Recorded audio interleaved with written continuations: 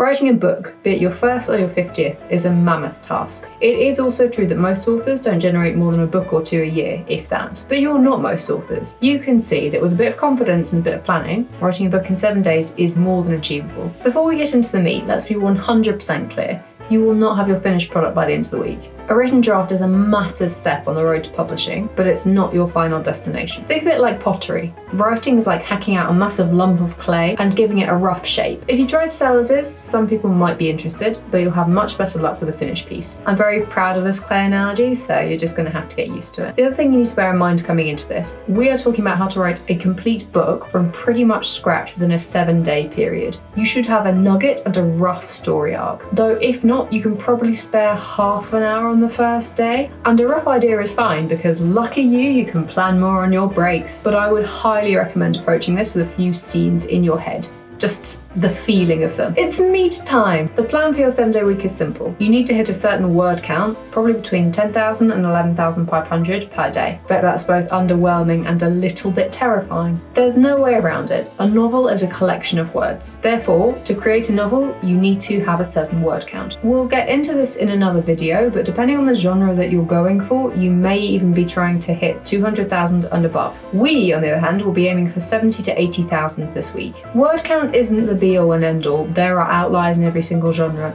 but this will give you a good idea of what readers are expecting coming into reading your book. Those are big numbers, but let's put this into perspective.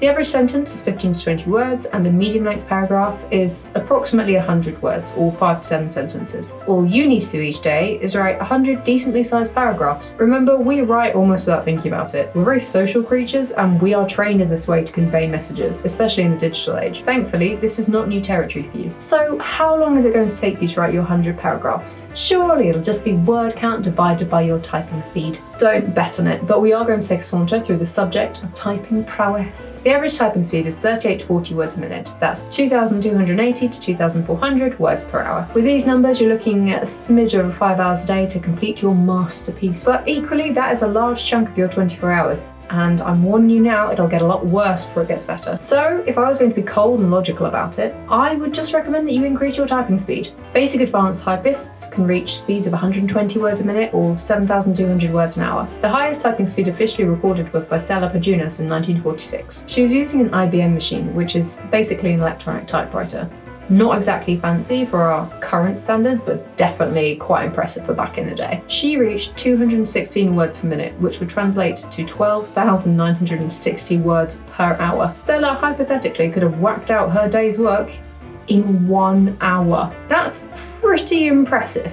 Of course, we're talking about maximum speeds reached, not average. That's not a comfortable pottering about speed. Personally, I can reach 80 words a minute or 4,800 words an hour. However, with creative writing, typing speeds absolutely go out the window because what your brain is focused on, quite frankly, is making stuff up out of nowhere instead of how fast your fingers are going. Doing that for long periods of time is really hard. My 80 words a minute translated into roughly 2,000 words an hour, so I hadn't even reached half my maximum typing speed. In an ideal world, yes, you would increase your typing speed. You'd be able to churn out that clay in a couple of hours, but we're not living in an ideal world. I'd much rather you write your book slowly than wait for you to maybe increase your typing speed. Focus on actions now. If, alongside composing a manuscript, you want to hone that skill too, go ahead. It's not a bad one to have. And through the very act of writing your novel, you'll be practicing. People with typing speeds of 150 words a minute and above say that it's a lot less disruptive when their typing speeds are roughly on par with their thinking speeds. And that is great, but the biggest battle you're probably going to have is your thinking speed. An exception to this that should be a quick win, practice a couple of keyboard shortcuts. They can make you more efficient. The one that I think you really need to have is either Control and backspace or Command and backspace, and that basically deletes an entire word, thus reducing your time just hitting that backspace. A general rule of thumb is if you have to hit backspace more than twice, a keyboard shortcut's probably better for that. Sometimes you take more time to go back and edit it than if you were just to delete it and start again. What have we ascertained?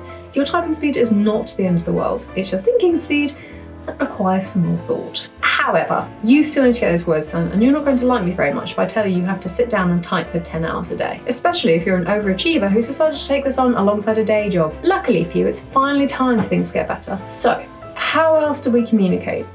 the same way I'm doing now. Speaking. The average speaking speed is 110 to 115 words per minute, or 6,600 to 9,000 words an hour. Some people can speak up to 250 words a minute, or 15,000 words an hour. But for this method, I would definitely recommend going slower and clearer. Play around with it, but look at that. You can almost get your 10,000 words done in about an hour a day. A 1-week sprint of 1 hour a day for the first draft of your entire manuscript. That doesn't sound too bad at all, does it? That is under 10 hours the entire book. We are temporarily still glossing over the whole thinking issue, but still. How do you get your yabbering onto a page? Through some beautiful dictation programs. The one I use is called Otter AI, and because I'm impatient, I paid for it, but you can manage it for free. Before I get into that though, I'll whiz through a recommended process. First up, you want to go through the painful process of recording yourself. It is hard to get over when you're first starting out, but I'll get into that in more detail in another video. Then you're going to upload your recorded files into Otter and wait for them to process. Do not, under any circumstance, delete those original recordings. The transcription is pretty darn good, but it might mishear words. And there is no guarantee you will remember what you were on about. It's just easier to listen back if needed. You'll want to keep an eye on how many words you average to then work out how long you need to be whittering on for each time. As a starting estimate, use about 100 words a minute, so a smidge lower than the lowest average speaking speed. But you'll get the hang of it, and beyond that, it's a rinse and repeat process. Lots of programs do have dictate functions built in, but it is very disruptive to see your words populating on the screen a second or so after you've spoken them. And if the program bugs out, it's not only disruptive, you've lost a load of work, so I wouldn't recommend just straight speaking into that program. Otter is a subscription service, but you can transcribe 5 hours for free every month, so don't let that stop you getting all your recordings done. You could then come back and transcribe them over the next couple of months for free, and work out whether this whole process works for you before committing. You might be thinking, oh, just sit down and yatter on for a few hours, it'll be fine, I'll get my book done. It is the best use of my time, which is fair, but monologuing for hours isn't really sustainable because you just end up with a scratchy throat. The best thing you can do is mix both methods when you inevitably get wrung out. The final thing you need to bear in mind while hammering away at your monologues and your keys is to not, under almost any circumstances, read back over what you've written. Those exceptions, by the way, are unless you are finding your place or filling a section out. Coming back to my favourite clay analogy, it's like glazing before you finish shaping. It's an absolute waste of time. What's more, you tend to belittle yourself if you're reading it back so soon after you've written it, and therefore demotivate yourself. So this is really not what we're looking for. No matter when you come back to editing, you will invariably want to change a word here or there. Just trust me and leave that to the editing phase. What should you expect after you finally reach the end of the week? I cannot take credit for this, but it's a fantastic idea. What you need to do is take that manuscript,